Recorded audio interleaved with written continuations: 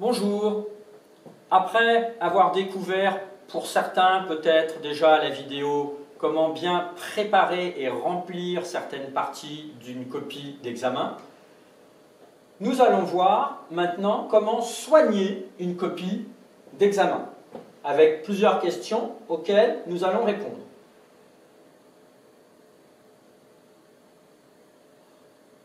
Un petit retour sur comment compléter les en-têtes et numéroter les pages de copie, comment bien présenter et soigner la copie, ça va être le plus important.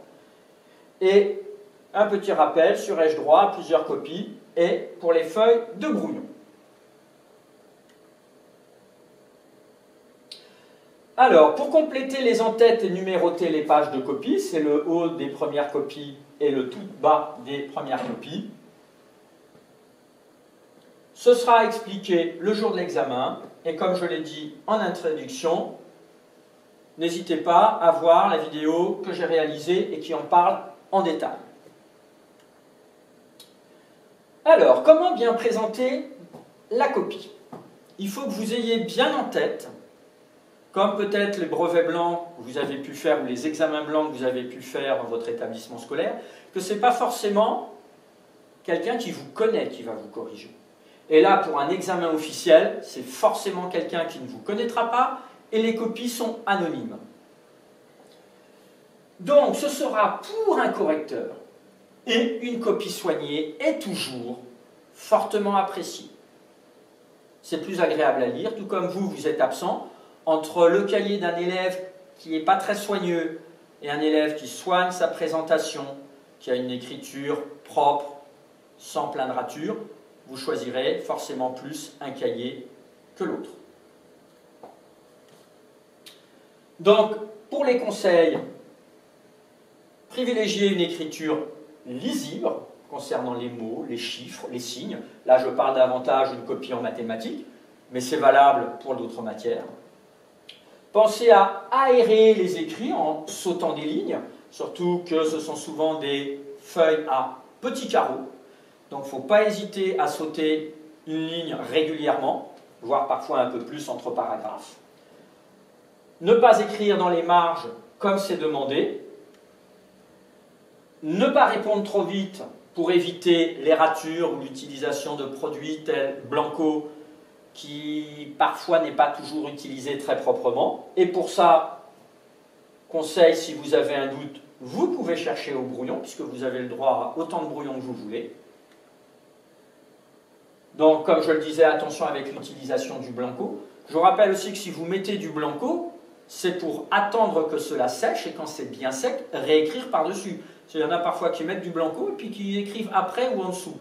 Donc, ça ne rend pas très propre et pas forcément compréhensible votre rédaction. Utilisez la règle quand c'est possible pour tracer des traits. Là aussi, c'est une question de qualité. Évitez tout ce qui est surligneur, coloriage quand ce n'est pas demandé. Ce n'est pas toujours fait très proprement. Et puis ça pourrait être considéré parfois comme signe distinctif. Donc restez le plus simple possible, le plus neutre possible. Aucun signe distinctif, ni signature. Bien entendu, votre copie est anonyme. Alors voyons un exemple de copie bien présentée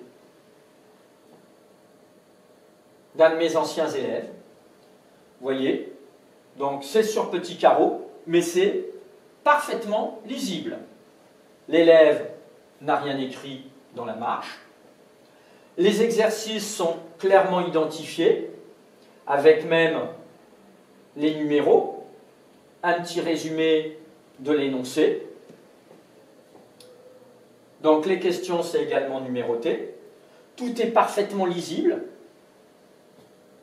Le correcteur n'hésitera pas, il n'aura pas besoin de deviner ce que vous avez écrit. Régulièrement, voyez, la personne a sauté des lignes. Une ligne dans l'exercice pour que ce ne soit pas trop collé. Une ligne quand il passe à un autre exercice. Les réponses sont mises en évidence. La personne a souligné à la règle, alors certes en couleur, mais proprement et simplement. Donc le correcteur repère tout de suite où est le résultat. Et il y a des phrases en français par moment pour expliquer. encore une fois, gardez en mémoire que le correcteur, il ne sera jamais dans votre tête, il ne peut pas deviner à votre place. Et en plus, si vous faites des étourderies, votre résultat est peut-être faux, mais voilà, pour cet élève, par exemple, si la personne, elle s'est trompée ici dans son calcul final, comme il y a des étapes intermédiaires, une phrase, le correcteur verra bien que c'est une étourderie, et donc, l'élève, le candidat, sera très peu pénalisé sur sa note, puisqu'il montre bien qu'il a compris et qu'il a fait des efforts. Et, encore une fois, je l'avais dit tout à l'heure, les traits sont tracés à la règle. Donc, finalement, il faut que vous fassiez, comme dans l'année, surtout si votre professeur vous donnait des conseils et était un peu exigeant sur la présentation, c'est bon signe pour vous. Alors, par contre, j'ai mis aussi quelques extraits moins bons, et il va falloir éviter quelques copies comme celle que je vais vous présenter maintenant. Voilà, ça c'est vraiment un extrait de copie. Donc vous pouvez deviner, il y a des chiffres, des signes qui sont peu ou pas lisibles. Donc comme le correcteur il ne peut pas deviner, ben, il n'accordera pas les points. Il ne dira pas ça doit être juste. Non, il ne peut pas deviner, il n'a pas le droit. Les traits sont peu soignés, pas d'utilisation de règles, alors que là c'était simple, de pas forcément encadrer, mais de juste souligner le résultat final. D'ailleurs, il y a deux choses de souligner, je ne comprends pas, encadrer, je ne comprends pas très bien, voyez, voilà pourquoi. Il y a des ratures, et puis voilà deux autres extraits. Vous comprenez bien que là aussi, ce n'est pas très agréable à lire, voire il y a des choses, on ne peut pas les corriger. Là, la personne n'a même pas fait l'effort d'écrire sur une même ligne, alors que l'on vous aide avec ce quadrillage. Pas un mot de rédaction, rien. Là, il n'y a aucun mot de rédaction. Donc vous aurez reconnu, là, ça fait penser un petit peu à Thalès, ou aux homothéties, ou à la proportionnalité, mais on ne sait pas. Donc, comme je le dis depuis plusieurs diapos, ce n'est pas au correcteur de deviner ce qui est écrit, ou ce que vous avez voulu faire. Ai-je le droit à plusieurs copies? Et qu'en est-il pour le brouillon? Eh bien, c'est très simple. Bien sûr, vous avez le droit à autant de copies et à autant de brouillons que vous avez besoin, dont vous avez besoin. Il suffit de lever la main, d'attendre en silence l'arrivée d'un surveillant et lui dire « j'ai besoin d'une copie, j'ai besoin d'un brouillon ».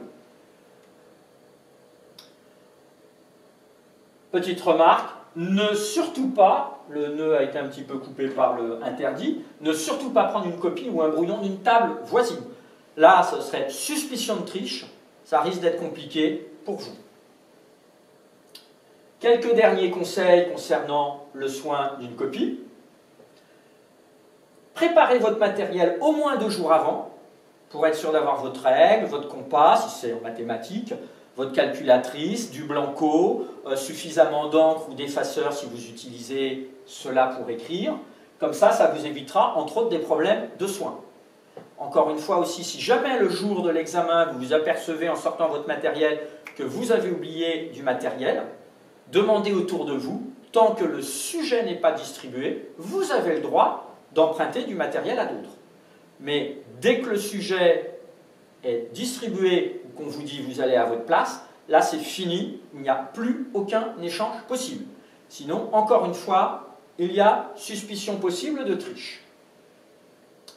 Pensez à relire la convocation pour ne rien oublier au niveau de ce qui vous est demandé d'apporter. Relire aussi les annotations de votre professeur sur les DST, les examens blancs qui ont été faits dans l'année. Ça peut vous permettre de vous dire « Ah oui, au fait, moi je dois faire attention particulièrement à tel problème de présentation ou de soins. » Et finalement, si tu t'es bien entraîné pendant l'année, eh bien tu es prêt. Ce n'est qu'une répétition. Comme une compétition sportive ou artistique ou autre, qui s'entraîne bien, réussit bien. C'est une de mes phrases que je répète à mes élèves. Sur ce, bon examen à tous, bonne réussite, n'allez pas trop vite et ça devrait bien se passer. Bon courage!